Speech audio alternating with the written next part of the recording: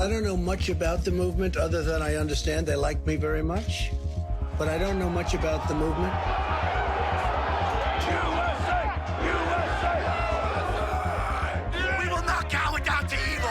We're Americans. Let me ask you about QAnon. It is this theory that Democrats are a satanic pedophile ring and that you are the savior of that. QAnon is just a way for Trump supporters to look at what Trump is doing and say, this doesn't match what I want. The reason he's not saying he disavows it is because he knows that QAnon supports him. We're going to walk down anyone you want, but I think right here we're going to walk down to the Capitol.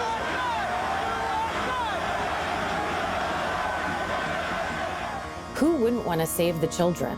It's a campaign that's spreading through social media like wildfire, attracting followers from wine moms to wellness influencers.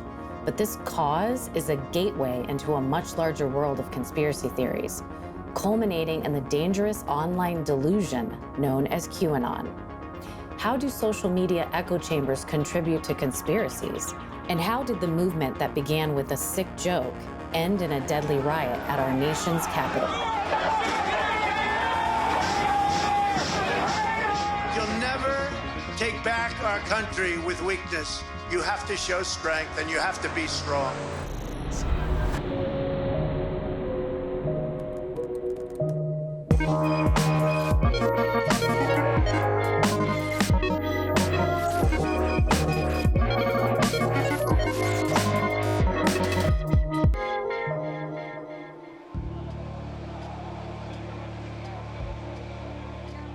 Disinformation works. Disinformation is winning. Disinformation is why it's so hard for us to have a fact-based conversation in this country today. You know, I remember what life was like before cable news. I remember having to go read the New York Times to get really in-depth knowledge of things. Today, it's so radically different where you can click on a YouTube link and you find yourself going down through this hole. The simple truth is hate is profitable. Conspiracy theories are profitable. There's just some part of the human psyche that just wants to keep on clicking on it. It's a terrifying existential threat to democracy. How are we supposed to govern ourselves if a large percentage of the population is just not even living in reality?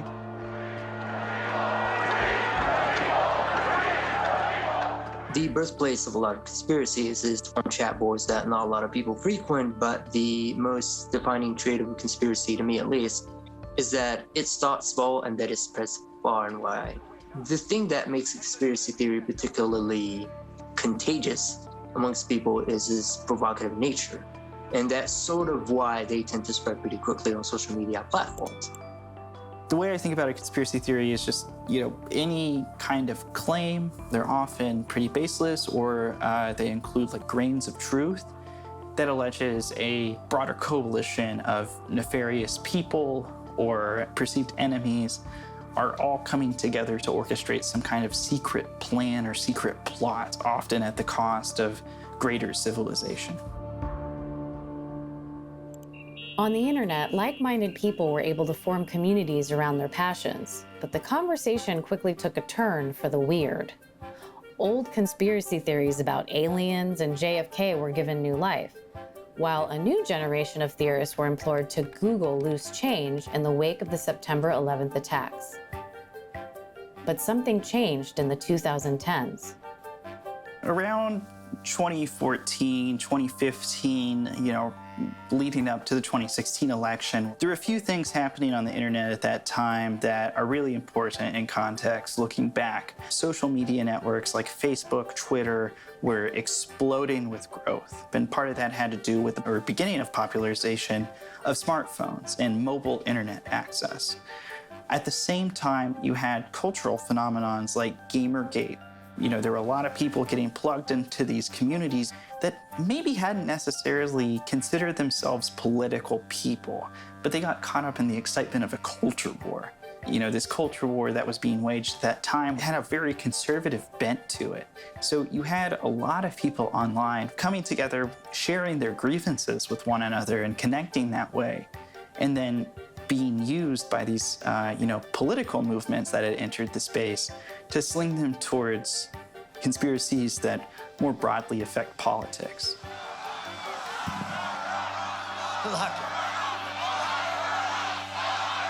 Lock them all up. In 2016, rumors began to circulate on extreme message boards about a mysterious cabal of pedophiles that secretly ran the world. The evidence? Leaked emails from politicians discussing cheese pizza. Now, for years, on sites like 4chan and 8chan, long before QAnon existed, cheese pizza served as a flippant euphemism for child pornography. Pizza is a code word for child pornography. Cheese pizza, child pornography. This disgusting joke was the foundation for the bizarre conspiracy theory called Pizzagate, which became the catalyst for the twisted online movement called QAnon. Pizzagate is a theory that gets its name from the fact that there was a very specific pizza parlor in the Washington, D.C. area where followers of this conspiracy theory thought that there was a child sex trafficking ring operating out of the basement of this pizza parlor. Believers of this conspiracy thought that this ring was run and used by really high-level Democratic politicians, most notably Hillary Clinton. This theory was unequivocally false. The pizza parlor in question doesn't even have a basement. But regardless of the facts, this theory became extremely popular and led to real-life violence when one of the believers actually showed up there with a weapon. On December 26, 2016, a man named Edgar Welch traveled to D.C. from his North Carolina home. He brought an AR-15 style rifle with him. He walked through the doors of Comet Ping Pong and fired 3 shots. Thankfully, no one was hurt, but real damage had already been done. Are you sure there's nothing there? Making sure there's nothing there regarding what? Pedophile ring. Regarding what? Pedophile ring.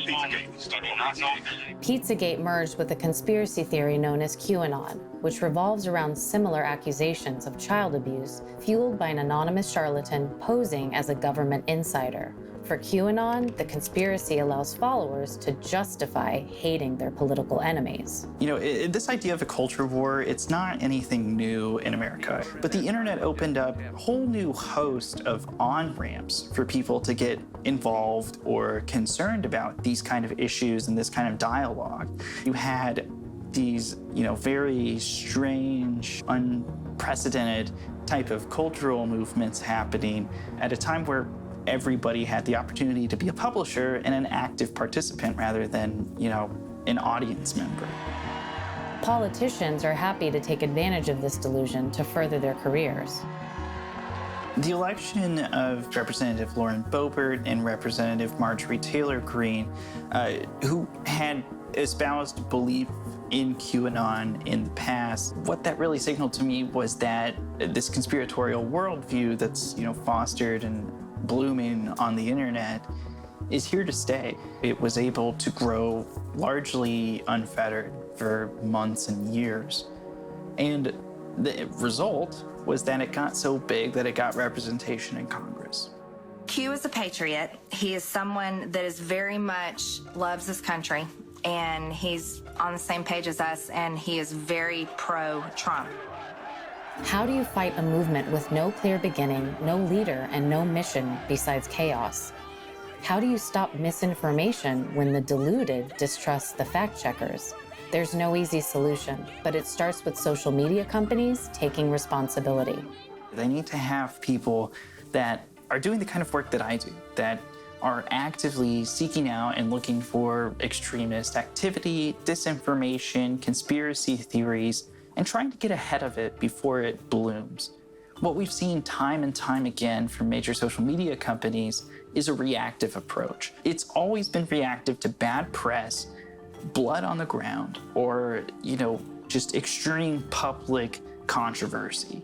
And until these companies understand this is a threat to the stability of the social fabric in this country and also to the national security, we're just gonna be going through this cycle where things like the attack on the Capitol, maybe not as severe as that, but events like that just periodically happen. In October 2020, Facebook banned pages, groups, and Instagram accounts that promoted QAnon. TikTok disabled Q-related hashtags the same year, while YouTube announced stricter policies, but have yet to bring the hammer down like some of their competitors. Twitter announced plans for a Q crackdown in July of last year, but didn't act until the Capitol riots, after which they banned 70,000 Q-associated accounts. Still, as participants in the online ecosystem, we have our own role to play in fighting conspiracies. Making sure that you're engaging with things that you find online with an inherent sense of skepticism. Kind of assume that what you're seeing isn't true first, and then let it try to convince you otherwise. And something else that I think would help a lot is civics education. A lot of people in this country, unfortunately, don't have a thorough understanding of the way that our system of government functions in the United States. So people don't really know exactly how to affect change in the government or why things are happening a certain way in the government. That provides all kinds of space for, alternative explanations to come in. And that space is one that gets repeatedly weaponized by bad actors who wish to manipulate consumers and often separate them from legitimate sources of information and their money, their relationships, their semblance to reality. Many theories surround the identity of the mysterious Q, the bad actor at the center of this deluded movement. But according to journalist Cullen Hoback, for the last few years, 8chan administrator Ron Watkins has likely been the man behind the account. Ultimately, does it even matter who Q is? Q is just an anonymous online account, but the chaos he spawned has damaged the very notion of truth. Because social media tells us what we want to hear, regardless of reality, objectivity, or bad influence.